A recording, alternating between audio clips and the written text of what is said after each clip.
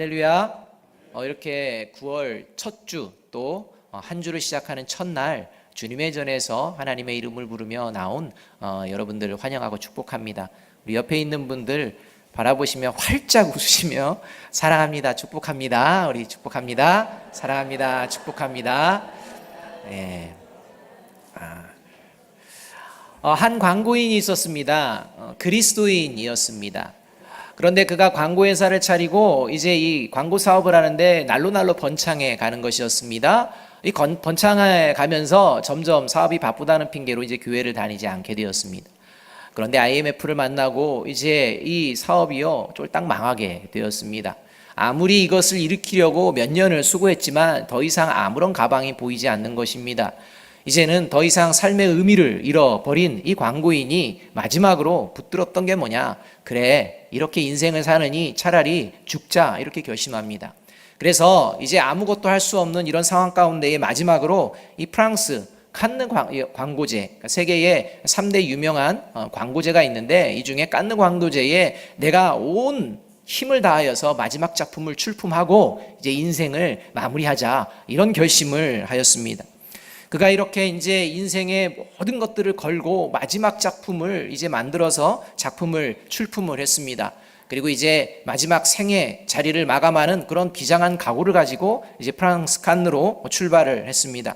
도착했는데 도착하자마자 듣게 된 소식이 있습니다. 그것이 뭐냐면 자신이 그 인생의 마지막 온 힘을 다하여 만들었던 이 광고가 낙선됐다라는 광고를 이제 이야기를 들은 것입니다. 인생의 마지막에 온 심혈을 기울여서 만들었는데도 이 낙선되었다는 이 소식이요, 그로 하여금 더 깊은 절망으로 이끌었습니다.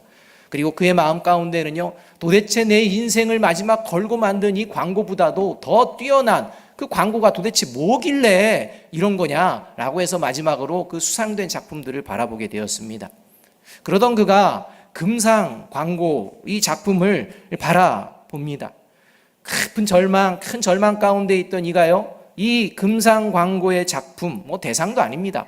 다른 것도 아닙니다. 이 금상 광고 작품을 본 그 순간 이후로 그의 삶은요, 180도로 바뀝니다. 더욱 열정을 가지고 더욱 힘 있는 삶을 살아가는 이런 광고 회사의 사장이 됩니다.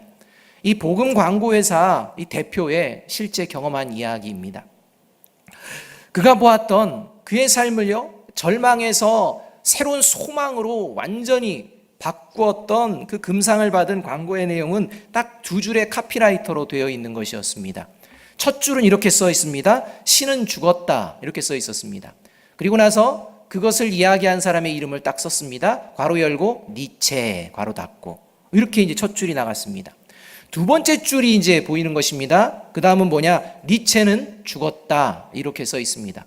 그리고 이것을 쓴 사람이 누구냐? 괄호 열고 땡땡땡 괄호 닫고 이렇게 된 겁니다.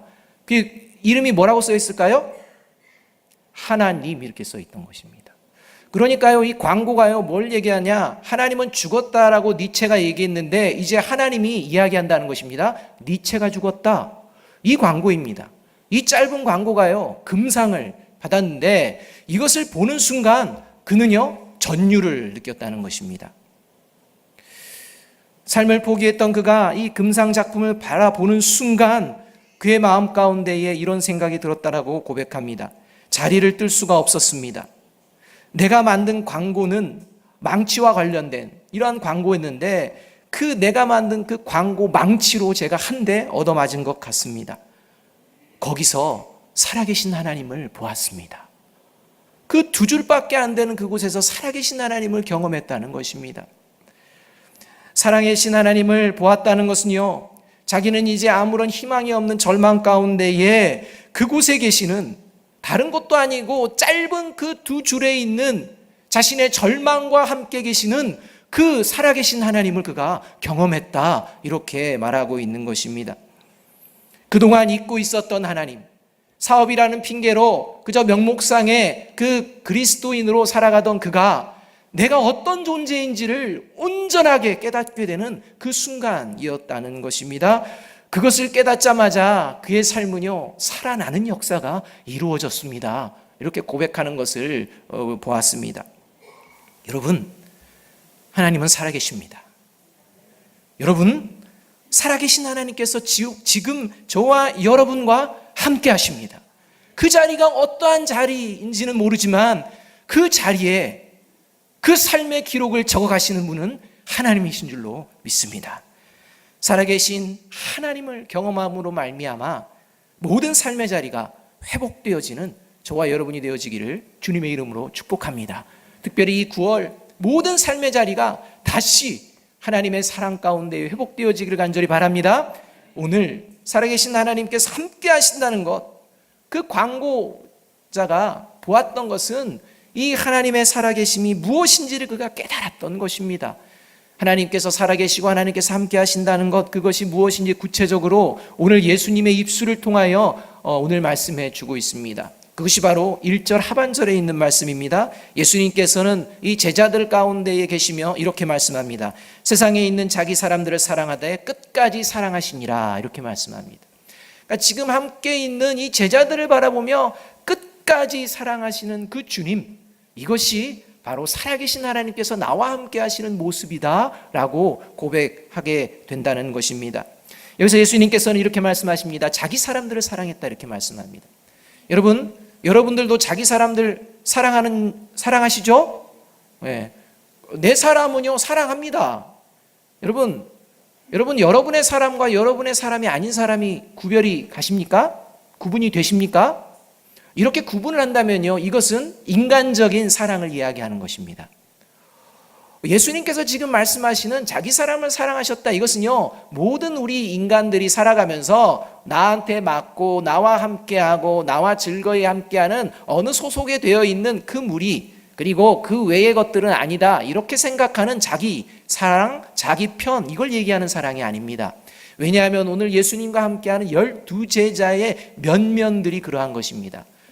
12제자를 놓고 하는 것 같습니다. 그러나 이 예수님이 십자가에 달리시기 전까지 있었던 이 제자들의 모습은요, 모든 인류를 대변하는 모습입니다. 똑똑한 듯 한 사람도 있습니다. 또 나름대로 뭔가 생각이 있는 사람인 것도 같습니다. 그러나 그 안에 인간의 야망과 욕심으로 가득 찬 그런 그 마음이 떠나지 않는 이런 자리에서 예수님께서 보여주신 것이 자기 사람들이고 끝까지 사랑하셨다, 이 말씀이라는 것입니다. 자기 야심에 가득 차 있어서 그 자리에 있었습니다. 어떻게 하면 내가 높은 자리에 좀 앉을 수 있을까? 시기하며 질투하며 내가 더 나은 사람 아닌가? 라는 이러한 마음으로 서로를 경계하는 그런 자리였습니다.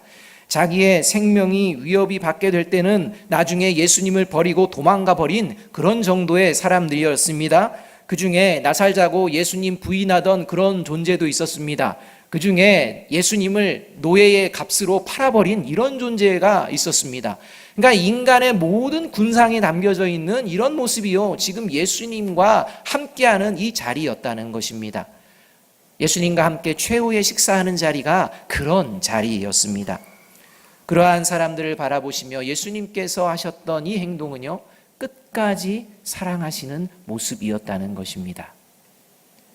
여러분, 그리스도인들은 이 사랑을 받은 존재인 줄 믿습니다.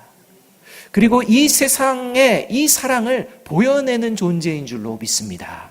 세상이 얘기하는 사랑, 그런 사랑에 취하는 존재가 아니라 하늘이 우리에게 허락하여 주신 그 사랑, 깨닫게 하여 주신 그 사랑으로 세상 가운데에 나아가는 존재가 그리스도인입니다.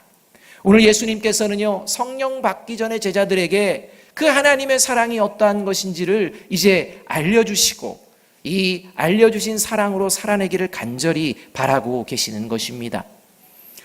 주님께서 끝까지 사랑하신다는 그 말씀이 저와 여러분에게는 어떤 말씀인지 분명하게 알고 가슴에 새겨야 합니다. 왜냐하면 그리스도인들은 그 사랑을 받았고 그 사랑으로 살아내는 존재이기 때문입니다. 예수님께서 끝까지 사랑하신다는 말씀은 어떤 말씀이냐? 첫 번째로는 연약하고 부족한 것을 먼저 알고서 사랑하셨다는 것입니다. 그러니까 하나님의 사랑은요, 두고 보고서 사랑하는 것이 아니라요, 이미 연약하고 부족한 것을 알면서 사랑하시는 사랑이라는 것입니다. 11절의 말씀 함께 한번 읽어보겠습니다. 시작. 이는 자기를 팔자가 누구인지 아심이라. 그러므로 다는 깨끗하지 아니하다 하시니라. 이렇게 말합니다. 지금 예수님께서는요 11절에서 가룟 유다가 자신을 팔 존재라는 것을 아셨다 이렇게 말씀합니다. 여러분, 이것은요 가룟 유다가 예수님을 판다는 이 가룟 유다만을 향하는 이런 말씀은 아닙니다. 가룟 유다마저도 사랑하셨다라고 말씀하고 계시는 것입니다. 이 예수님을 파는 가룟 유다와 다른 제자들도 틀리지 않다고 예수님께서는 이어지는 13장 38절에서 베드로를 향해서 말씀을 하고 있는 것을 볼 수가 있습니다. 네가 나를 위하여 목숨을 버리겠다라고 지금 네가 말하고 있느냐? 아니다. 너는 너를 너무나 모르는구나. 내가 진실로 너한테 말하는데 너는 닭을 울기 전에 나를 3번이나 부인할 그런 연약한 존재다. 이렇게 예수님께서 말씀하시는 장면을 볼 수가 있습니다. 여러분, 예수님은요 지금 있는 모든 제자들이 얼마나 연약하고 자기 말에 책임을 지지 못하는 존재인지를 알고 계셨던 것입니다. 그럼에도 불구하고 아시고 사랑한 이 사랑, 이것이 하나님의 사랑입니다. 여러분, 이 사랑이 저와 여러분에게도 있는 줄 믿습니다. 진짜 있습니다. 확인할 수 있습니다. 여러분 자녀들 사랑하시죠? 여러분 자녀들을 왜 사랑하십니까? 아주 착하고 성실하고 내 뜻대로 잘하고 그냥 모든 것이 완벽하고 정말 흠잡을 데 없으셔서 사랑하시는 것입니까? 여러분의 마음을 늘 기쁘게 해줘서 아우 너무 좋다 해서 사랑하십니까? 그렇지 않지 않습니까? 내 자녀를 사랑할 때요 얘가 나 속썩일 줄 압니다. 얘 딱 보니까 앞으로 어떤 모습으로 나를 힘겹게 할지도 압니다. 그리고 그런 모습을 경험도 합니다. 그러나 포기하지 않는 게 있습니다. 뭡니까? 사랑이라는 겁니다. 자녀가 나를 혹시 배신하거나 자녀가 나를 버릴지라도 부모는요, 진정한 부모라면요, 자녀를 버리지도 포기하지도 않습니다. 이것이 사랑입니다. 이 사랑이요, 다 무너지고 있습니다. 왜 무너지느냐? 그리스도인들이 하나님의 참 사랑을 보여내지 못하는 이런 모습으로 전락하고 있기 때문입니다. 세상 사람들도요 자기 자식을 사랑하는 이 사랑이 있는데 그리스도인들이요 이 세상을 향해서 특별히 이 교회 공동체 안에서 그 사랑에 관심이 없는 겁니다. 그 사랑을 보여내지 않는 것입니다. 이것을 세상 사람들이 보게 되었다는 것입니다. 그것으로 말미암아 세상은 더 잘못된 모습으로 변해가고 있습니다. 오늘 예수님과 제자들의 관계, 여러분 우리가 생각해 보십시오. 부모와 자녀의 관계가 아닙니다. 그냥 스승과 제자의 관계입니다. 객관적인 관계는 그런 관계입니다. 그런데요, 오늘 예수님께서 행하시는 이 관계는요, 부모와 자녀의 관계를 지금 말씀하고 있습니다. 이 부모와 자녀의 관계를 이 객관적으로 부모와 자녀가 아닌 곳에서 말씀하신다는 것은 다시 말씀하면 교회 공동체야말로 하나님의 사랑, 그 사랑을 받은 공동체요, 그 사랑 가운데에 거하고 그 사랑을 보여내는 공동체가 되어야 한다라고 말씀하고 있는 것입니다. 저와 여러분, 우리 교회가 이러한 예수님의 사랑을 닮아가며 이 그리스도의 세상으로 세상 가운데에 하나님의 살아계심을 보여내는 이러한 교회가 되어지기를 주님의 이름으로 축복합니다. 여러분, 가족을 사랑하듯 먼저 우리 교회 성도를 사랑하고 있는지 우리가 돌아보아야 한다는 것입니다. 내 자녀들은 연약하고 부족함을 알면서 사랑하는데 왜 영적인 가족인 성도들은 이러한 사랑이요 많이 실패할까요? 왜 가족들한테는 허용되는 그런 마음들이 왜 영적인 이 교회 공동체 안에서는요 그게 확장이 되지 않는 것일까요? 그것은 바로 우리의 위선적인 사랑을 위선적이라고 인정하지 않기 때문입니다. 나 정도의 사랑이라면 충분하다고 생각하고 있기 때문입니다. 6절 베드로가 그리하였습니다. 6절 베드로는요 이렇게 이야기합니다. 시몬 베드로에게 이르시니 베드로가 이르되 주여 주께서 내 발을 씻으니까 이렇게 합니다. 베드로의 위선이요 아주 적나라하게 드러나는 장면입니다. 5절을 보게 되면 예수님께서요 식사를 하다가 수건을 두르시고 이제 허리에 두르시고 이제 발을 씻깁니다. 발을 씻기는데요 베드로가 먼저가 아니었습니다. 다른 제자의 발을 씻기면서 차근차근 씻겨 나가시는데 이제 누구 순서가 된 것입니까? 시몬 베드로의 순서가 된 것입니다. 그래서 베드로에게 주님께서 이르셨다 이렇게 얘기합니다. 이르르신 것입니다. 이렇게 예수님께서 이제 이르르셔서 베드로의 발을 씻기려고 하는 순간 베드로가 반응한 내용이 이것입니다. 어찌 주님께서 내 발을 씻기십니까? 이런 반응입니다. 여러분, 이게요, 주님을 귀히 여겨서 주님같이 귀하신 분이 왜 내 발을 씻기십니까? 이런 마음으로 나온 게 아닙니다. 이 베드로의 마음은요, 내가 얼마나 잘난지, 내가 얼마나 너희들보다 좀 더 나은 사람인지를 보여내는 장면입니다. 여러분, 정말 주님께서, 정말 그 귀하신 주님께서 제자들의 발을 씻는 것이 정말 마음에 불편했다면 베드로의 반응은요, 어디서부터 시작되어지는 것입니까? 처음 제자의 발, 내가 아닌 다른 제자의 발을 씻기려고 할 때 베드로는요, 득달 같은 이런 성격이 있습니다. 그런 성격 발휘해서 어이 주님 무슨 이런 행동을 하십니까? 아니 우리가 주님의 제 발을 씻겨드려야지 어떻게 우리가 발을 이렇게 씻김을 받습니까? 이렇게 해야 됩니다. 그런데요, 예수님이 제자들, 다른 제자들 발을 씻기는 것 모습 그냥 보는 것입니다. 그리고 생각하는 것입니다. 저런 못된 놈들, 예수님이 누구신데 발을, 아이고 참 저런 것들도 제자냐? 이런 생각입니다. 그리고 자기한테 딱 오니까 어떻게 합니까? 주여! 이러면서 얘기하는 것입니다. 여러분, 이게 위선이라는 것입니다. 다른 제자들을 판단하며 내가 너희보다 얼마나 뛰어난지 한번 볼래? 라고 하며 하는 사랑, 그건 사랑이 아닙니다. 그건 사랑이 아니라고 예수님께서 지금 말씀하고 계시는 것입니다. 누군가를 비교하며 내가 너보다는 좀 낫다, 이런 게 아닙니다. 하나님께서 기뻐하시는 그 사랑은 저와 여러분 모두가 연약함을 알고, 너도 연약한 것처럼 나도 연약한 줄 알고, 그럼에도 불구하고 주님께서 보여주신 그 사랑을 내가 받으려고 먼저 하는 것이 아니라 먼저 섬기는 자가 되겠습니다 라고 고백하며 나아가는 것이 주님께서 원하시는 사랑이라는 것입니다. 저와 여러분에게 이런 마음, 우리가 서로 연약하고 부족하지만 주님의 사랑이 있기에 우리 서로의 부족한 모습들을 보며 쯔쯔라고 이야기하는 것이 아니라 그럴 수도 있어. 하지만 이러한 모습들이 우리는 주님 안에서 다시 회복되어지고 새로워질 줄로 믿습니다 라고 하며 베풀어주고 함께 섬기는 귀한 사랑을 살아낼 때 하나님께서는 이 시대에 살아계신 하나님을 보여내는 교회 공동체로 우리 공동체를 세워주실 줄로 믿습니다. 이 믿음을 품는 저와 여러분이 되어야 할 것입니다.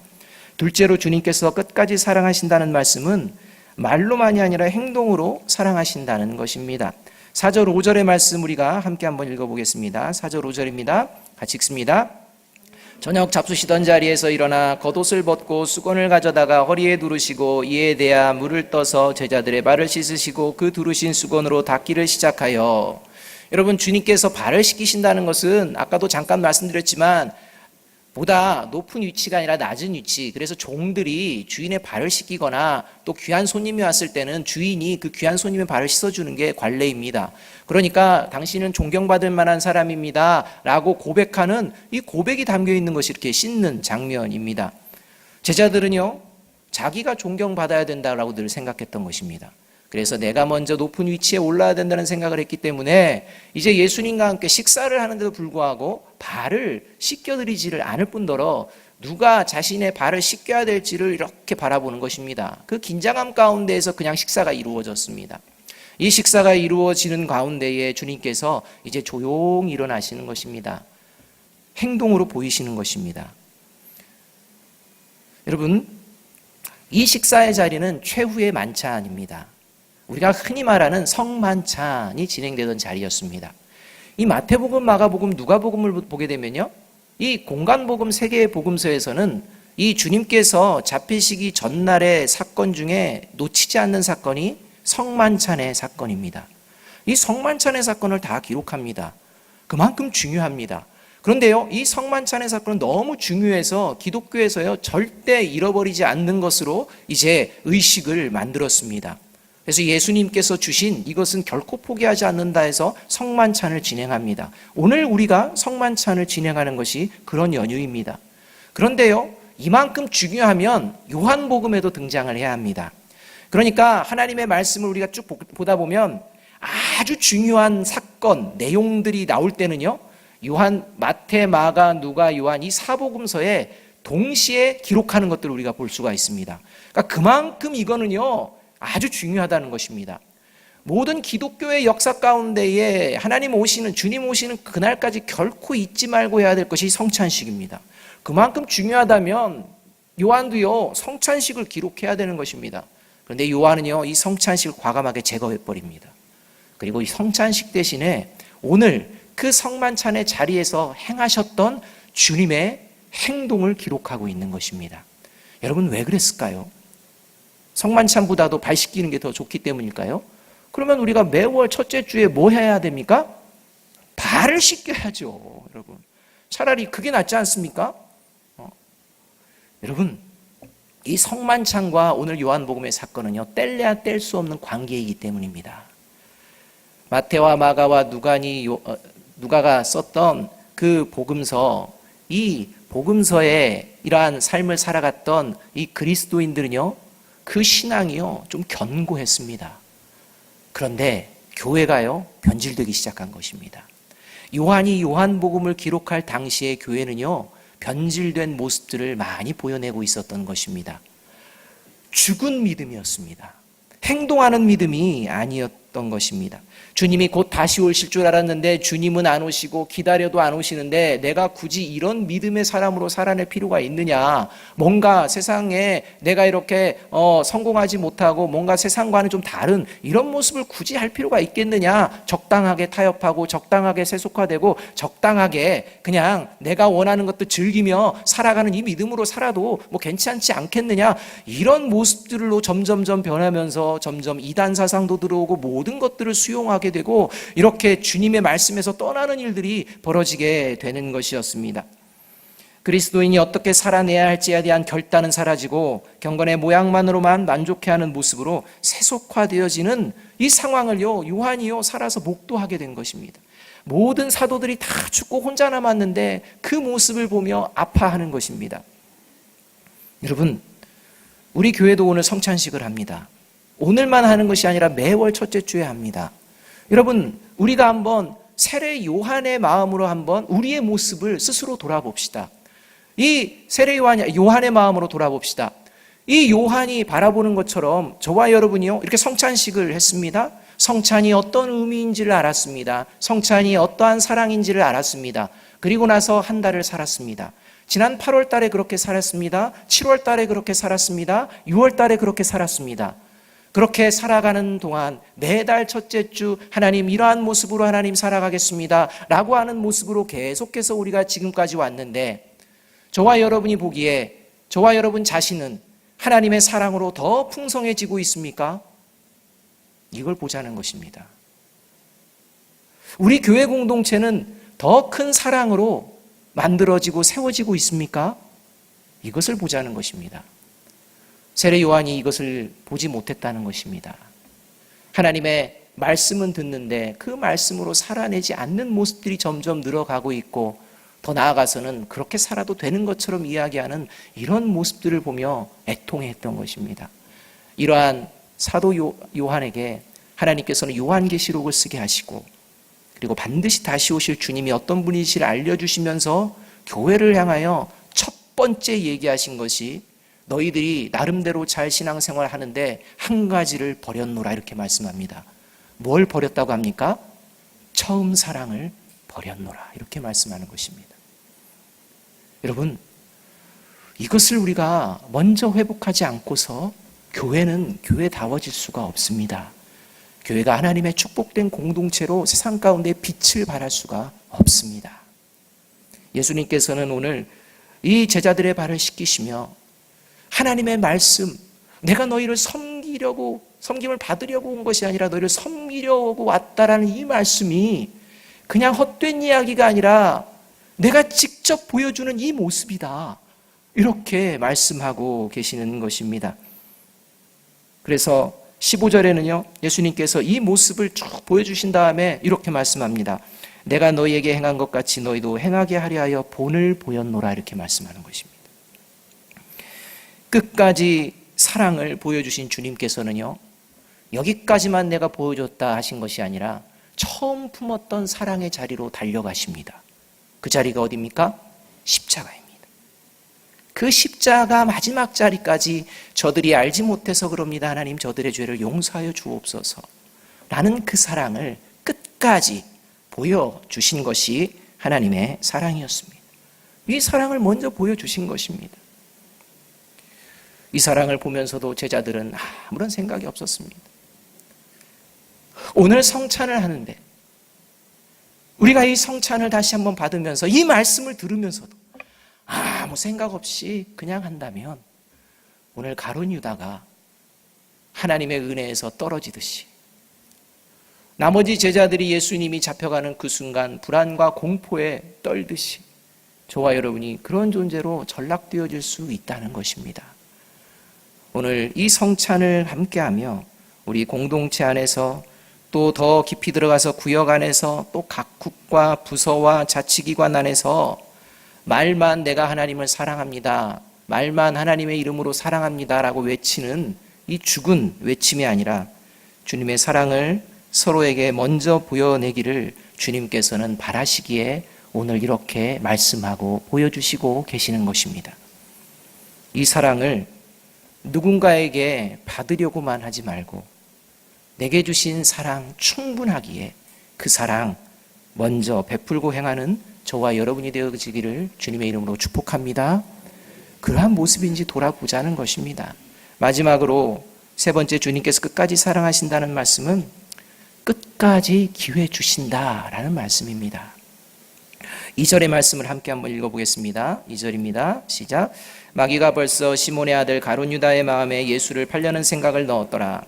여러분, 가룟 유다의 마음은요, 예수님께서 성만찬을 하면서 이 몸이 무엇이고 이 피가 무엇이다 라고 말씀하는데 이것을 깊이 묵상하지 않았습니다. 가룟 유다의 생각은요, 예수를 팔려는 생각만을 갖고 있다 이렇게 얘기합니다. 딴 생각한다는 것입니다.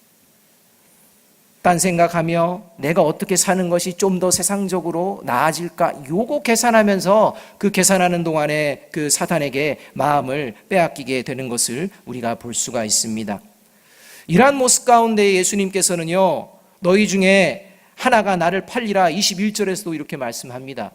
그런데 마태복음 26장 25절에서는요, 먼저 성찬식을 진행하면서도 예수님이 이런 비슷한 말씀을 하실 때 가룟 유다가요 벌떡 나오면서 얘기하는 게 뭐냐, 랍비여 나는 아니죠, 이렇게 대답하는 것을 우리가 볼 수가 있습니다. 그때 예수님께서 네가 말하였도다 이렇게 말씀합니다. 지금 네 마음, 내 말 똑바로 들어야 된다, 지금 기회를 놓치면 안 된다 이렇게 말씀하시는데 가룟 유다는 딴 생각에 계속 빠지는 것입니다. 그러면서 자기의 마음은 드러내지 않고 저는 안 그렇지요 이렇게 뻔뻔하게 답하는 모습이 이 가룟 유다의 모습이었습니다. 전혀 양심에 두 차례에 걸쳐서 계속 말씀하시는 찔림이 없습니다. 그리고 27절에 의하면 이제 사탄이 그 속에 들어갔다라고 이렇게 말하고 있습니다. 사탄의 미혹에 지금 넘어진 정도가 아니라 완전히 사탄에게 장악되었다 이렇게 말씀하고 있는 것입니다. 그런데 여기서 예수님께서 장악되었구나, 그러니까 끝이다 이렇게 생각하시지 않았습니다. 여러분, 마지막으로 예수님께서요 가룟 유다에게요 아주 적나라하게 다시 기회를 주시는 것을 우리가 볼 수가 있습니다. 그것이 마태복음 26장 48절에서 50절까지의 말씀입니다. 마태복음 26장 48절에서 50절은 이런 내용입니다. 예수님께서 겟세마네 동산에서 마지막으로 기도하시고 이제 붙잡혀 가시는 그 장면, 이 장면을 이야기합니다. 예수를 파는 자가 그들에게 군호를 짜이르되 내가 입 맞추는 자가 그니 그 이를 잡아라 이렇게 얘기합니다. 이 예수를 파는 자가 바로 가룟 유다 아닙니까? 이 가룟 유다가 군병들과 입을 맞추는 것입니다. 내가 이렇게 행동할 테니까 그가 잡아야 될 예수라는 것을 알고서 잡아라 이렇게 이야기합니다.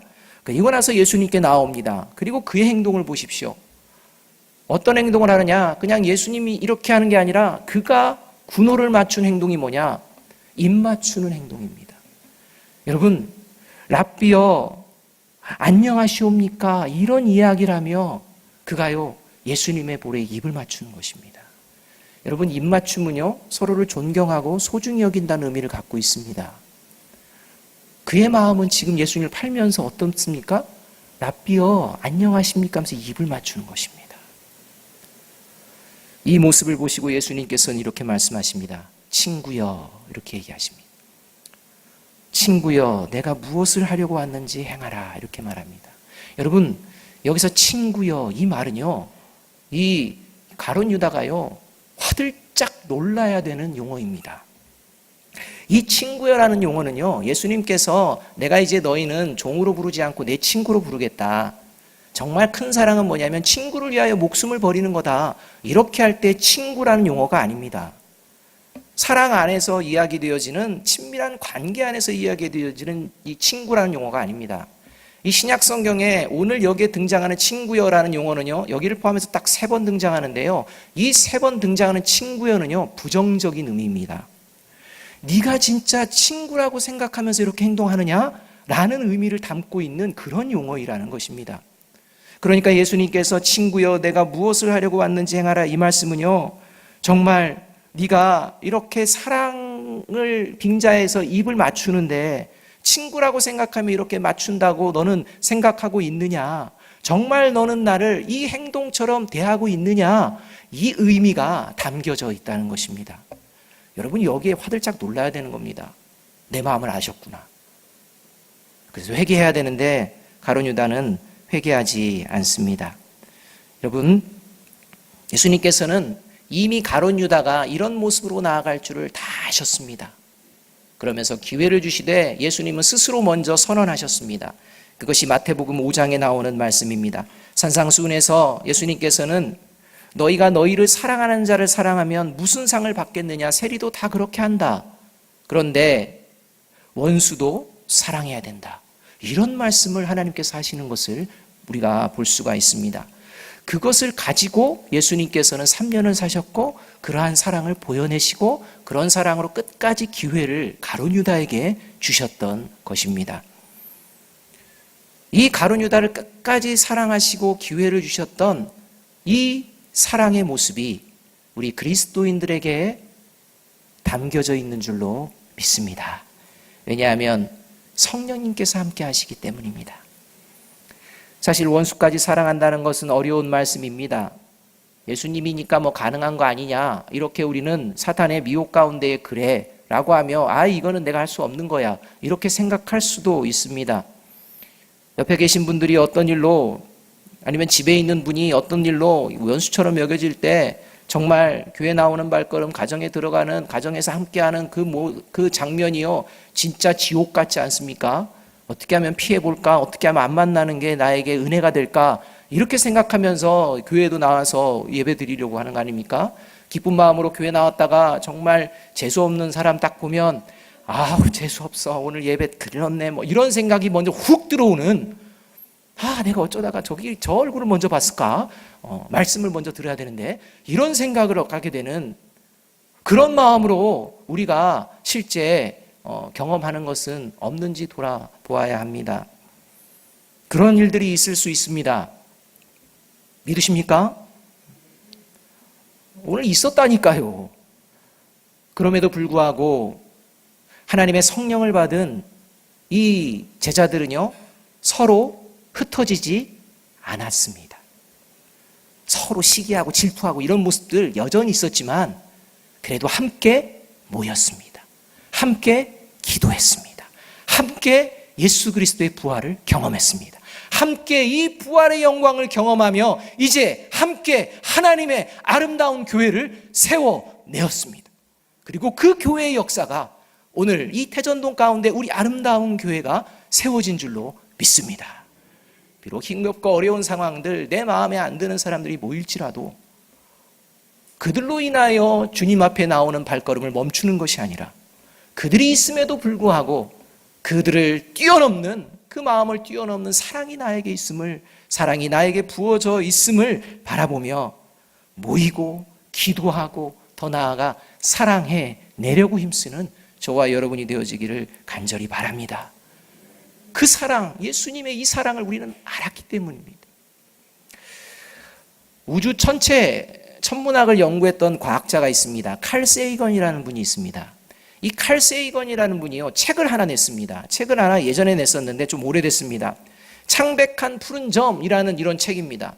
이것을 어떻게 해서 그가 이제 쓰게 됐느냐? 그가요, 이제 나사에서 이제 여러 가지 지구에 대한 모습들을 사진을 찍습니다. 특별히 보이저 1호가요, 이제 지구를 출발해서 쭉 가면서 이 태양계를 벗어나면서 이제 이렇게 계속해서 사진을 찍습니다. 그래서 뭐 화성과 목성은 어떻게 생겼는지 하면서 이렇게 쭉 찍어가면서 나가는데요. 이 해왕성 정도에 도달했을 때 이 지구로부터 한 64억 킬로미터 되는 지점이라고 합니다.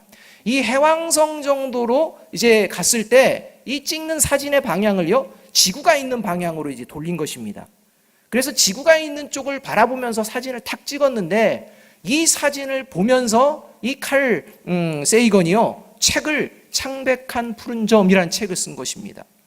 그 책에 나오는 사진은요, 수많은 별들 중에 점 하나 찍혀 있는 이런 모습입니다. 그런데요, 이렇게 표시 하나 해놓고 이게 지구다 이렇게 표시한 것입니다.